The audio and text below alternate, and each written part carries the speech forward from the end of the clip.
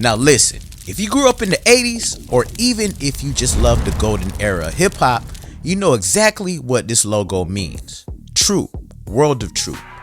At one point, this wasn't just a brand, it was a status symbol. It was the uniform of the dope boys.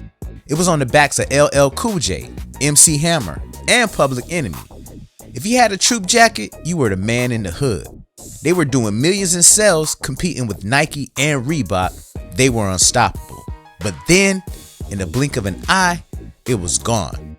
The streets started talking. Rumors started flying. People were saying the KKK owned it. People were claiming they were secret notes hidden inside the sneakers, dissing black folks.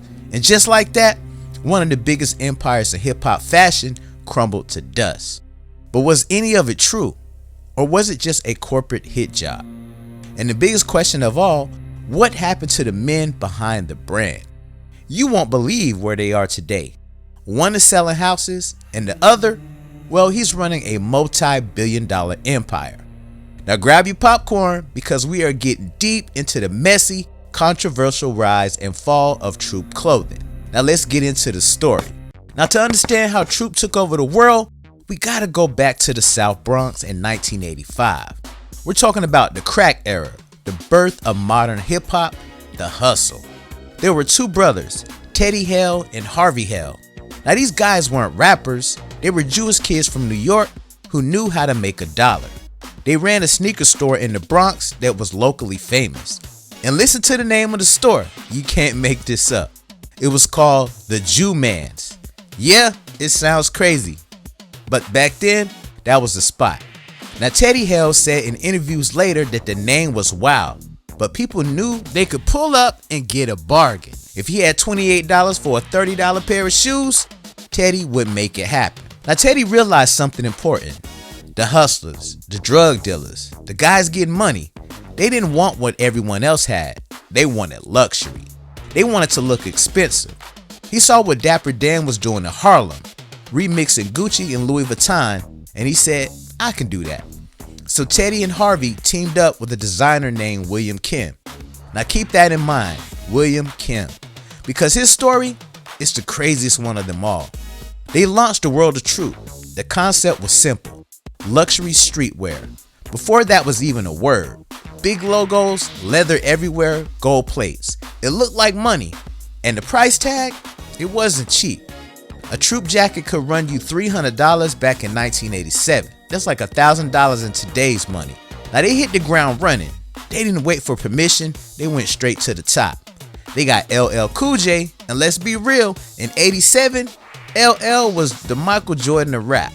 Now if LL wore it, everybody wore it. He was rocking the Troop jackets, the hats, the full velour suits.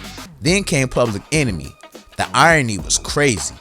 You had the most pro-black militant group in hip-hop, Public Enemy, rocking a brand owned by two Jewish brothers and a Korean guy. That shows you how powerful the designs were. It transcended politics, it was just fly. Now by 1988, Troop was doing $40 million in sales. They were everywhere. They were taking market shares from Nike, they were taking money out of Reebok's pockets. And that's probably where the trouble started. Because when you get too big, too fast, you put a target on your back. Now here's where the piping hot Hennessy starts steaming. Around 1988 to 89, whispers started circulating in the barbershops and on the basketball courts. The rumor was simple but deadly. Troop was owned by the KKK. People started saying that Troop was actually an acronym. They said it stood for To Rule Over Oppressed People. Now think about that. To rule over oppressed people, it sounds terrifying. It sounds believable if you're already suspicious of big corporations as well. But it got worse. The streets were saying that if you cut open the sole of a Troop sneaker or rip the lining of a jacket, you would find a handwritten note. And that note allegedly said, "Thank you ninjas for making us rich." Now it was a lie, a complete fabricated lie. But this was before the internet. You couldn't just hop on Twitter or Google to fact check. Word of mouth was the law. And once the rumors spread, it was a wrap. Now kids were getting jumped for wearing Troop. People were burning the jackets in the streets. The urban legend says that LL Cool J went on Oprah Winfrey's show and ripped off his Troop jacket. Good evening, I'm Krista Bradford. Budding urban streetwear brand Troop that started in the Bronx is facing backlash, and they're under fire for having alleged ties to the KKK. What started as just a rumor locally has spread globally, and sales are plummeting as we speak. The Held brothers are maintaining they are Jewish, and how could they be backed by an extremist group? Regardless of their claims, we ain't about to be rocking with that brand anymore. Back to you, Chip. Yeah, Krista. God damn. Them boys is cooked like a mother. They done pissed off the Illuminati. Ain't no coming back from this one. But while you on this here news report, go ahead and subscribe to Lionel B Stories and stop being selfish. Yes, you. Now the community felt betrayed. Sales tanked overnight. Retailers canceled orders. The Held brothers tried to fight it. They went on TV. They showed who they were. They said, look, we're Jewish. We're not the KKK. But you know what? Nobody cared. The emotional damage was done. By 1990, the world of Troop filed for bankruptcy. The brand was dead. So who started it? Was it just some kid in the schoolyard? Teddy Hale has went on record saying he believes it was corporate sabotage. Think about it. Troop was killing the competition. Nike and Reebok were fighting for their lives in the sneaker wars. There's no proof that a competitor actually started it, but it's mighty convenient that the hottest perceived black supported brand got taken down by a rumor that specifically targeted black consumers. It's the ultimate dirty trick. But here's where the story gets crazy, because Troop didn't stay dead. The story didn't just end in 1990. Fast forward to 2003. Who was the biggest rapper in the world at the time? Nelly, the Saint Lunatic himself. Now Nelly actually bought the license to Troop. He tried to bring it back from the dead. You might remember seeing the Troop logo in the Air Force One's video, or seeing the Saint Lunatics wearing the tracksuits. You also bought Troop. The last time we talked, you had Troop. Yeah. What happened with that? I'm still maintaining that. It's just the thing with Troop. It's such a classic. Yeah. It's such a classic. I really want to take my time. I really want to take my time and make sure that we do Troop the right way that it deserves. But here is the million-dollar question. Why didn't it work? Nelly had the clout, he had the money, but the brand flopped again. And why? Because street fashion is about authenticity. In the 80s, Troop was organic. It came from the Bronx. It came from the hustlers. When Nelly tried to bring it back, it felt like a costume. It felt like nostalgia, not innovation. And in the streets, you could smell fake from a mile away. It just goes to show you, you could buy a logo, but you can't buy the cool back once it's gone. Now that moment in time has sadly passed. We gotta give flowers where flowers are due. If you look at fashion today, Supreme, Off-White, Balenciaga, what are they doing? They're taking street culture, slapping a massive logo on it, and charging luxury prices. Troop did that first. Troop was the first brand to realize that the kids in the hood didn't just want sports gear to play basketball in. They wanted status. They wanted to look like kings. Troop was the first hypebeast brand before the word hypebeast even existed. They paved the way for FUBU, Sean John, and for Rockaware. Now think about it. Without Troop proving that hip-hop culture had spending power, would we even have gotten Yeezys? Would we have gotten Virgil at Louis Vuitton? Maybe, but Troop was the proof of concept. They showed the world that the urban market wasn't just a niche, it was a gold mine.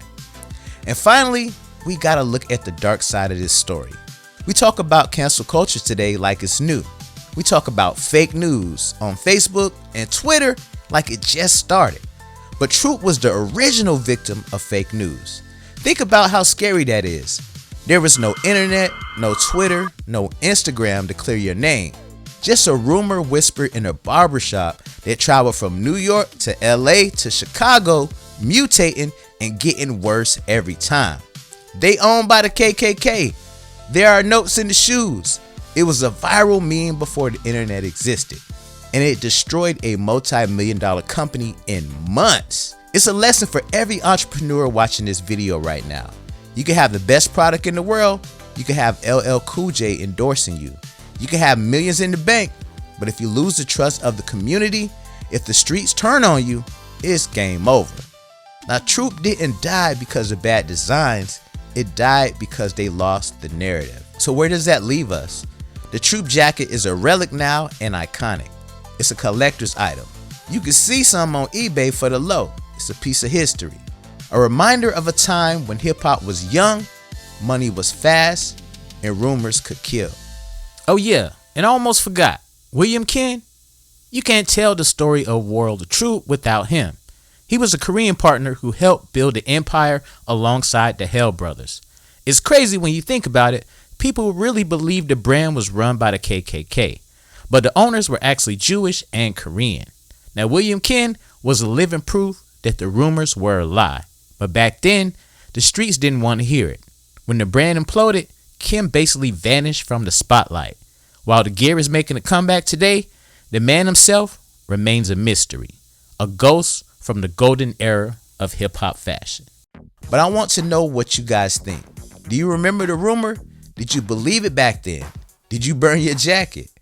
Or were you one of the smart ones who actually kept it? And let me ask you this. If Troop came back for real today with a modern twist, would you cop it? Or is the KKK rumor still stuck in the back of your mind 30 years later? Now talk to me in the comments. I read everything. If you enjoyed this deep dive, do me a favor, smash that like button. It helps the algorithm so we can keep bringing you these stories. Now make sure you subscribe to Lionel B Stories for the real history they don't teach you in school. I'm Lionel B. Stay fly, stay woke, and sometimes, just sometimes, you gotta question them urban legends. I'm out. Can't get enough? Click on the screen to watch even more fire content. Don't forget to subscribe to this channel, and you can also catch my videos on my other channels, the Lionel B Show Clips, Lionel B Stories, Lionel B's Garage, the Lionel B Network, and you can stream my audio on the go on Spotify, Apple Podcasts, and any other major podcast platforms.